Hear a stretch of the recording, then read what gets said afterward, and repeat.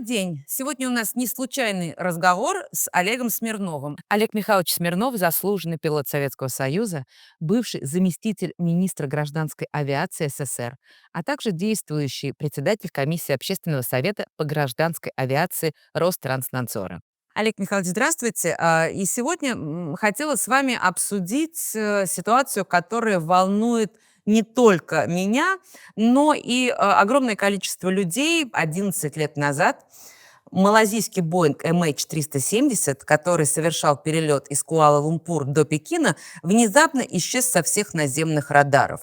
Огромная поисковая спасательная операция, которую проводили 26 стран в течение нескольких лет, не привела ни к какому результату. Не были найдены ни тела, ничего. И не появилось никаких ответов, что могло произойти с этим самолетом. Сразу вопрос исчез с радаров, с наземных. Что означает данная формулировка? Неужели в 21 веке можно исчезнуть с наземных радаров?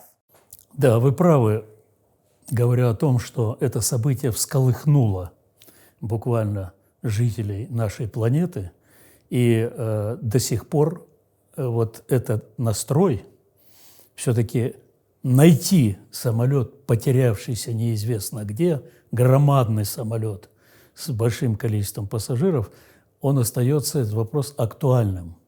И я думаю, что вот те призывы, что прекратить надо поиски и прочее, они выглядят, мягко выражаясь, некорректно, потому что это значит перечеркнуть память тех 200 с лишним пассажиров людей, которые неизвестно где находятся и чем они закончили.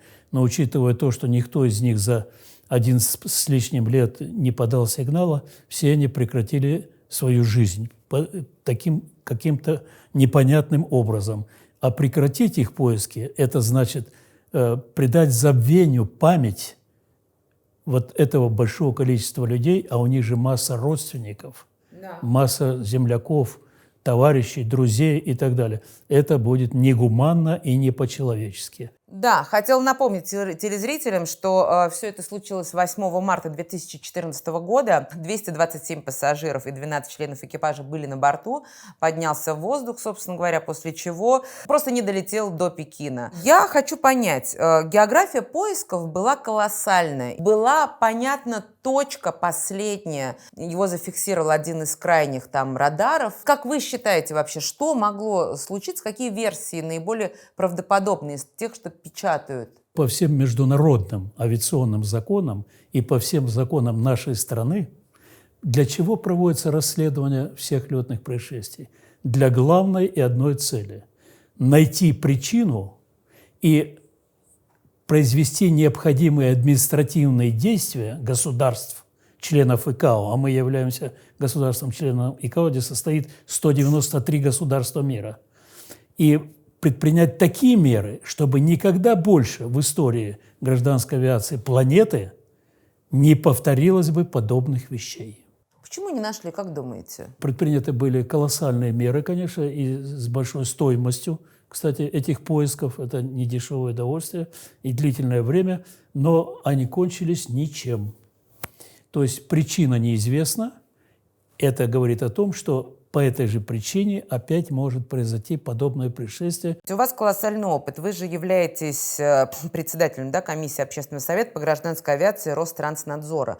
Я правильно понимаю, что именно Ространснадзор как раз-таки осуществляет тот самый надзор, когда происходят какие-то происшествия, выявляет причину, и вы, член делегации, комиссии этой, вы точно так же выезжаете на какие-то внештатные ситуации, которые случаются с самолетами? Конечно, Ространснадзор, его предназначение и положение о нем – это строгая государственная организация, которая обязана, подчеркиваю, следить за выполнением всех правил, законов и федеральных авиационных правил нашей страны. И Ространснадзор никак не может поддержать идею прекращения работ по колоссальной, по своей сути, авиакатастрофе, не узнав причины ее. Ну а вот вы как думаете, вы опытный пилот, вы сталкивались с огромным количеством наверняка чрезвычайных ситуаций. Вообще, похожая ситуация вообще на вашем опыте была когда-нибудь или нет, в вашем личном багаже? Подобной похожей ситуации, когда производились действия многие годы и так и не достигнуты результатов, они в истории гражданской авиации мира бывали. И до сих пор не могут найти, но это речь шла о маленьких самолетах, когда-то где-то в горах он упадет, туда трудно добраться, и так до по сей день и эти самолеты, и людей там так и не нашли. Это все можно объяснить, но здесь, когда самолет полетел из Куала-Лумпура в Пекин, кстати говоря, это одна из самых напряженных авиалиний в мире. Вот если сегодня мы посмотрим на карту Flight Radar, мы увидим как раз, что она забита все время, забита бортами.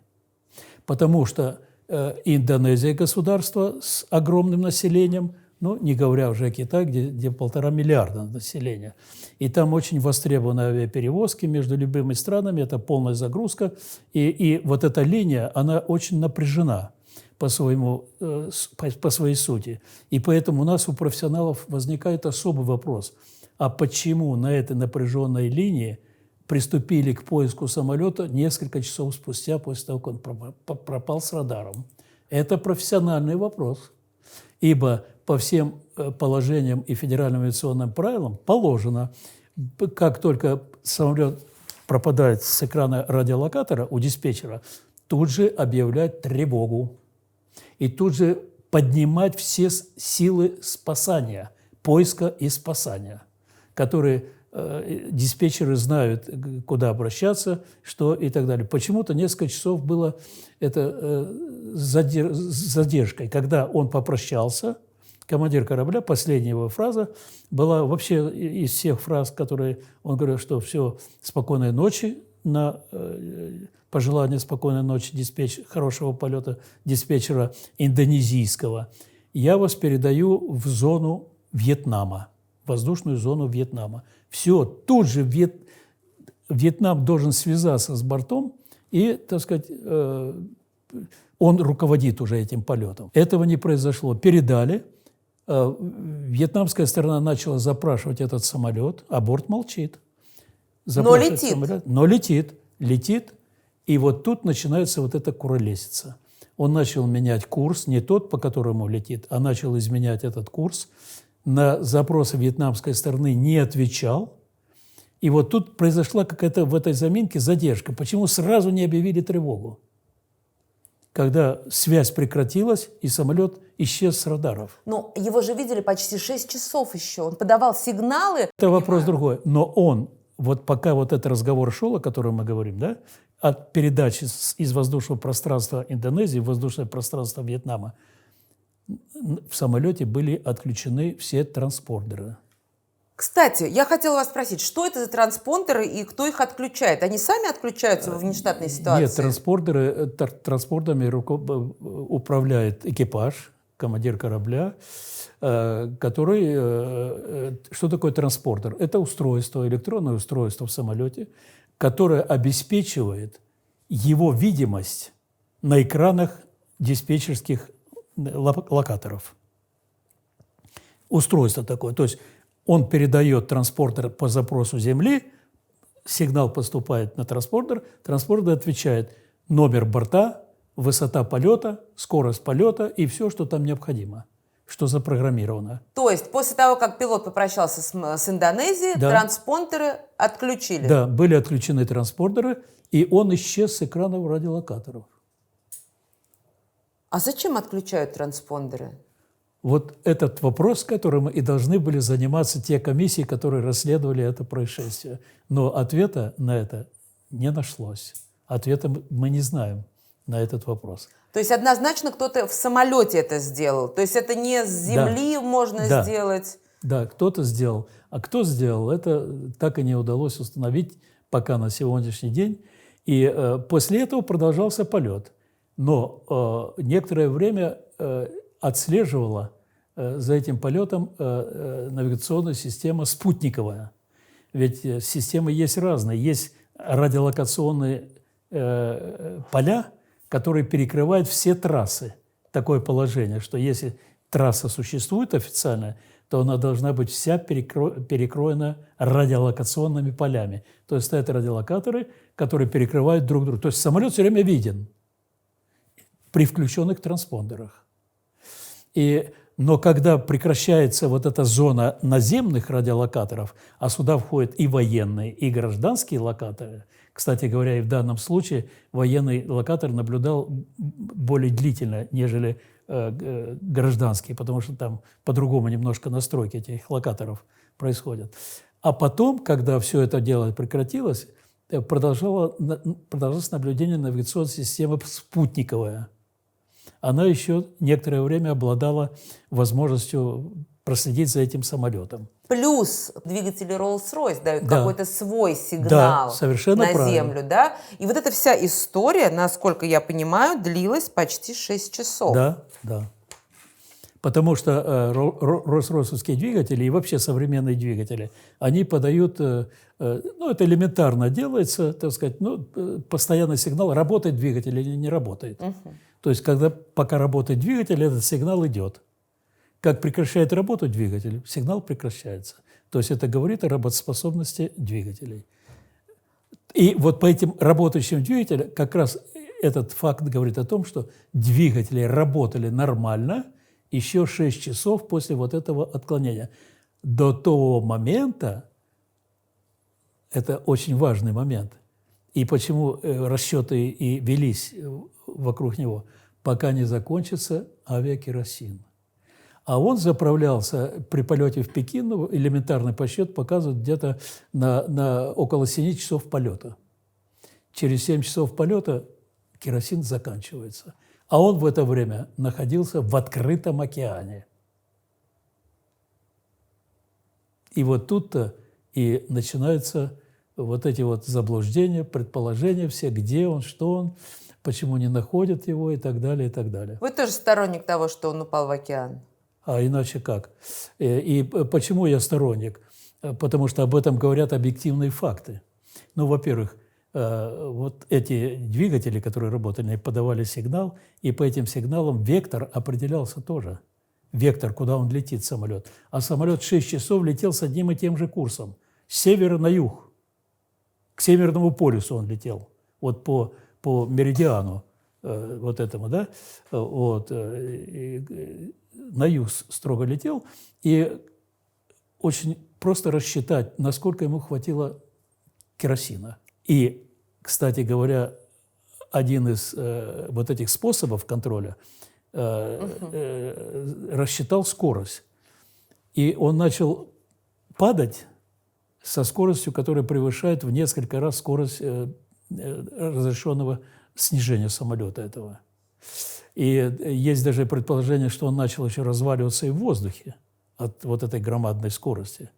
И удар на такой скорости о воду, он равносилен по своим последствиям с ударом о землю. То есть самолет разрушился, и если там глубина большая, вот эти мелкие части были разбросаны на несколько километров, и они все пошли ко дну вместе с содержимым.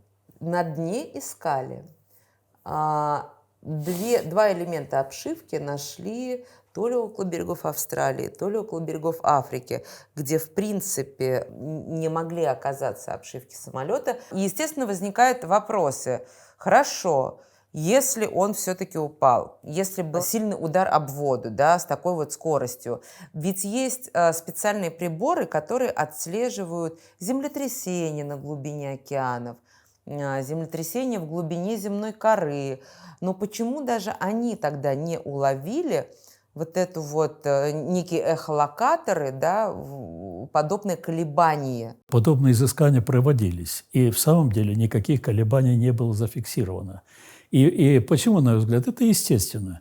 Почему? Потому что что такое самолет? Это в нашем представлении, и в самом деле так оно и есть, это громадное металлическое изделие весом там, 100-200 тонн, в зависимости от типа самолета. Так, это громадина. Что такое океан? Океан – это пространство без границ, что называется, да, без берегов, его не видно берегов. Это громадное планетарное такое содержимое. И когда этот самолет ударяется, то в планетарном масштабе это капля в море. И эта капля, она таких сотрясений планеты не произведет. Олег Михайлович, пофантазируем. Вы опытный пилот. Еще раз напомню нашим зрителям, что Олег Михайлович управлял и гражданскими, и военными судами летными. У меня вопрос, чисто теоретический. Могла ли это быть инсценировка? Самолет где-то посадить, выгрузить людей и дальше его снова запустить в небо. Словно похитить пассажиров, часть из которых кому-то понадобилось. Мы сейчас про некие государственные структуры. Вот те предположения многочисленные, которые за эти 11 лет возникли вокруг этой ужасного происшествия, пропавшего самолета, пропал самолет, нет никаких следов, они все имеют место быть рассматриваемыми. Все. Я уже расширяю, так сказать, не вот этот только случай, который вы приводите. Все имеют, но со многими из ними можно согласиться, то есть дальше развивать эту мысль и изучать этот вопрос.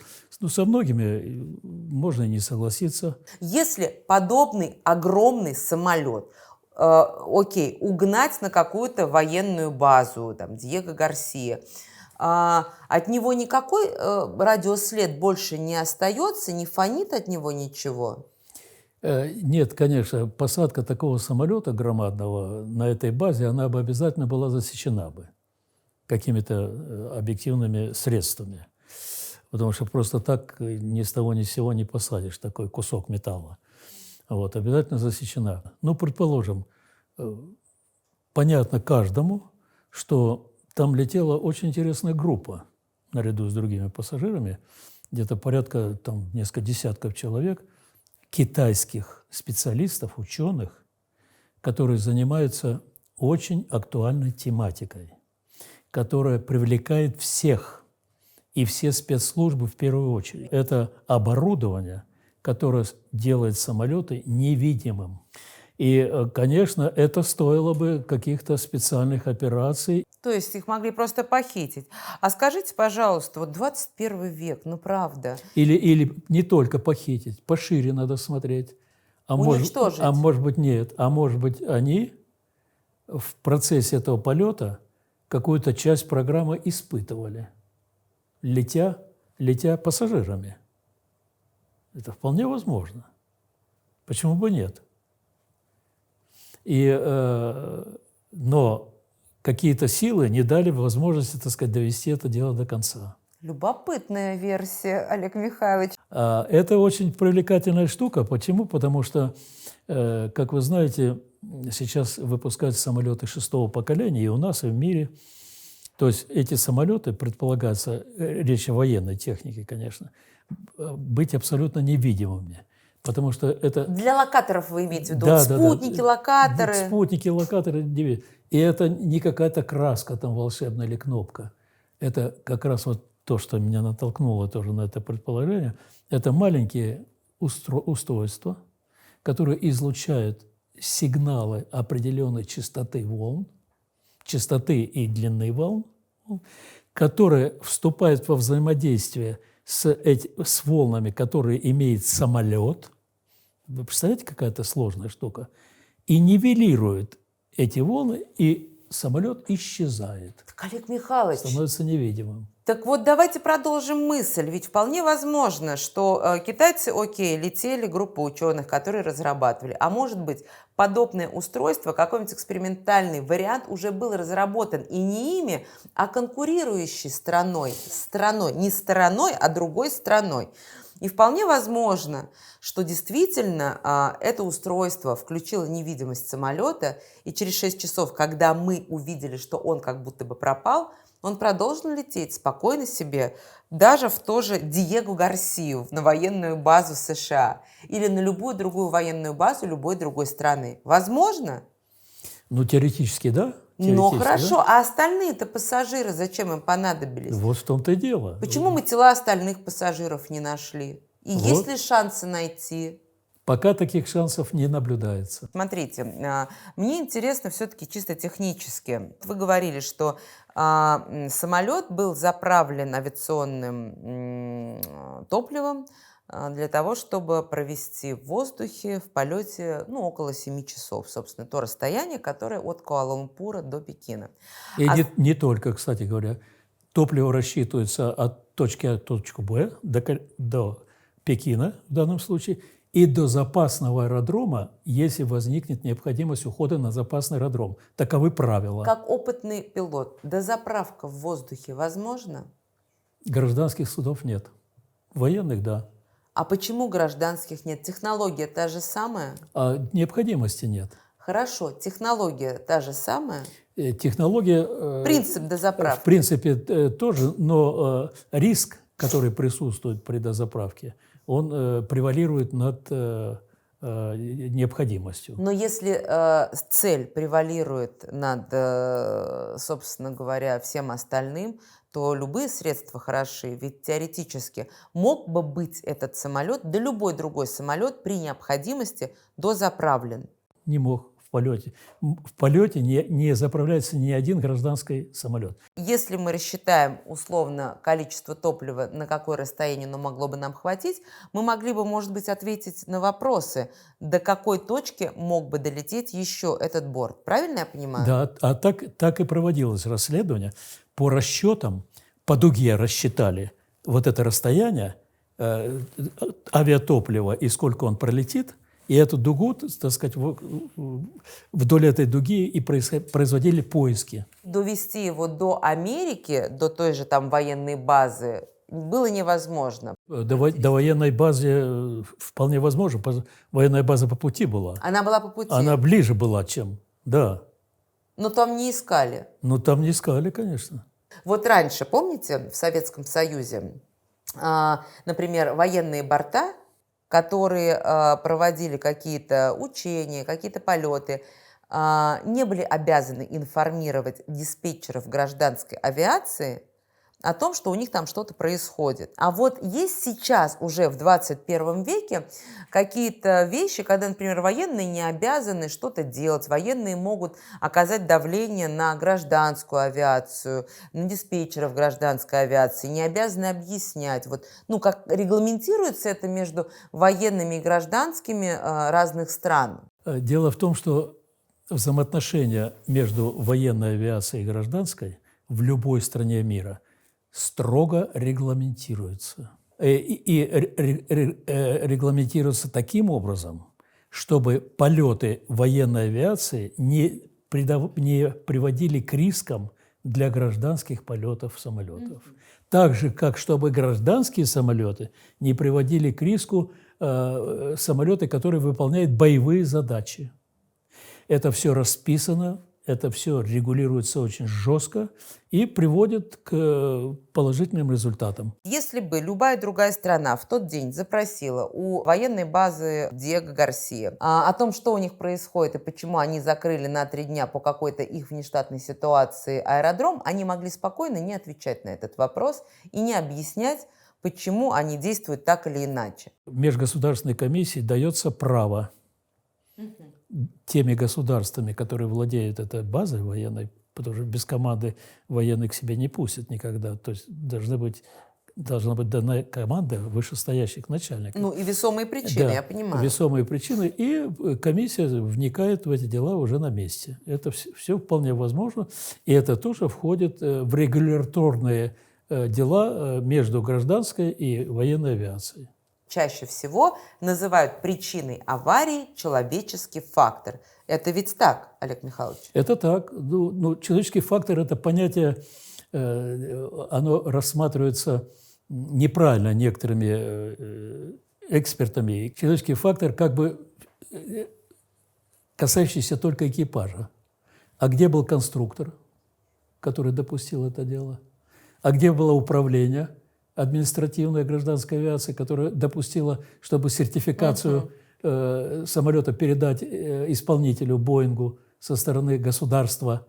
И тогда это что же человеческий фактор? И получается, что вообще-то все в конце концов сходится к человеческому фактору. есть проблема сейчас, последние десятилетия, планетарного масштаба в авиации. Это что такое самолет Boeing 37? Как и все остальные Airbus сейчас, и наша техника, это летающие компьютеры. То есть авиация превратилась в летающие компьютеры, а летчики превратились в операторов компьютера. И это вот, смотрите, да, электроника – это нужное дело, это технический прогресс, никуда не денешься, это все, но нужно найти золотую середину, где бы электроника брала бы лишнюю нагрузку, которая падает на человека, на себя, но оставляла бы последнюю возможность при отказе любой части самолета, чтобы командир корабля взял управление в свои руки и завершил бы благополучную посадку. И вот эту середину золотую как раз планета в планетарном масштабе ищется сейчас, но не находит. Подтверждение этому – 2 авиакатастрофы Боинга 737. Вы помните, в Египте и в Эфиопии и в Индонезии. Боинг 737, где конструкторы Боинга, который наделал очень много шума и чуть не разорился Боинг из-за этого, допустили вульгарное отношение к электронике, исключая человеческий фактор, и изобрели такую электронную систему на Боинге 737, которая в случае отказов каких-то или неправильной работы отключала командира корабля от управления. То есть не давала возможности переключиться на ручной режим? Цена этого вопроса – 430 погибших в 2 авиакатастрофах. А я думала, что на любом самолете, даже современном, ты можешь отключить автопилот и взять управление на себя. Так вот, разве при нет? решении этой проблемы, видите, как получается? 2 случая подряд по одной и той же причине. Боинг рухнул сразу, его акции упали, и отказались от полетов, вся планета отказалась от полетов на Боинге 737. Ну, такая рекомендация была, потому что, ну как же с такими системами летать, которые отстраняют от командира корабля. И вмешался в ситуацию президент Соединенных Штатов, который освободил руководство Боинга от работы, который освободил администрацию гражданской авиации Соединенных Штатов. За что? За то, что они произвели административное преступление, передав вопросы сертификации производителю. Производитель сам себя сертифицировал. Конечно, государство не позволено обанкротиться Боингу, потому что Боинг делает не только гражданские, но и военные самолеты. Это строительная авиакомпания номер 1 в мире. Вот. Не позволила. Но Боинг понес очень большие потери от вот этой нерешенной проблемы планетарного масштаба, о которой мы говорим. И по сей день она остается нерешенной. Нет элемента, который бы предусматривал наличие живого человека в случае отказа электроники. Электроника, сколько она существует и сколько будет существовать, она будет отказывать. Это неизбежно. И командиры, теряя навыки ручного управления, разучиваются летать. Навык – это черта, данная человеку не министром, не президентом, не папой римским. Она дана человеку свыше. Навык есть, профессионал есть. Навыка нет, профессионал исчезает. Это в любой сфере деятельности человека. Борт HM-370, который летел в Пекин из Куала-Лумпура, им управляли 2 очень опытных человека. Если происходит внештатная ситуация, как будут себя вести опытные пилоты? Для того, чтобы действовать при возникновении внештатных ситуаций, существует система предварительной подготовки. Что это за система? Это система тренировки на тренажере. Тренажер – это та же кабина самолета 1 к 1, как у действующего самолета. Только он без крыльев, без ничего, одна кабина. Но она движется во всех плоскостях, по вертикали и по горизонтали, как и самолет. И управляется также. И поэтому каждый экипаж готовится тренируются на этом тренажере в обязательном порядке с определенной установленной частотой. На компьютере старшего пилота, первого пилота этого судна, собственно, пропавшего, да, малайзийского Боинга, был найден авиасимулятор, и он на нем отрабатывал как будто бы похожий маршрут, но как будто бы больше похожий на тот, по которому реально самолет летел 6 часов. Что дает вот этот вот авиасимулятор, который установлен в домашних условно условиях? Сам симулятор – это очень сложное изделие, которое по стоимости почти равна стоимости настоящего самолета. А вот небольшую программу, которая была у командира корабля, включить в состав программ своего компьютера персонального, это вполне возможно. А зачем Вот это надо? Вот зачем он отрабатывал? Может быть, он изначально была договоренность с некими структурами, что он поможет этот самолет угнать? Такое допускается? Вот это очень темная история, которая прорабатывалась, но не нашла своего подтверждения. Не нашла. А так вполне возможно, конечно, потому что командир корабля, который тренируется вот этому полету, отвлеченному какому-то, он очень серьезно к нему готовится, значит, это хороший фактор. Но, с другой стороны, как это связать с тем, что он это делает во имя того, чтобы самого себя убить? Ни одна террористическая организация не взяла на себя как бы ответственность, да? Можно привести вот последнюю катастрофу, которая произошла на территории Украины, когда сбили самолет, летящий из Нидерландов, и вокруг которого очень много шума, хотя бы понятно, дворнику понятно, что грубо Украина нарушила требования к воздушной зоне, предусмотренные правилами ИКАО, где сказано черным по белому, что воздушные зоны, где происходят военные действия, где летают ракеты, боевые самолеты, снаряды, категорически запрещаются полеты гражданских воздушных судов. А Украина разрешила, а Нидерланды считают, что это не война над Донецком. Нидерланды, где погибло больше всех нидерландцев, из 400 человек, почти там 189 нидерландцев. Вот кто виновники этого происшествия. Почему все это дело так и до сих пор тоже заминается. Виновники – это Украина, которая свое воздушное пространство не закрыла, что положено было быть. И второе – правительство Нидерландов, которое подставило своих жителей, своих граждан и привело их к гибели. Поэтому они сейчас, как уже и крутились все, расследовать-то им поручили, нидерландцам, самой пострадавшей стране, отстранив Индонезию, кстати говоря, от расследования.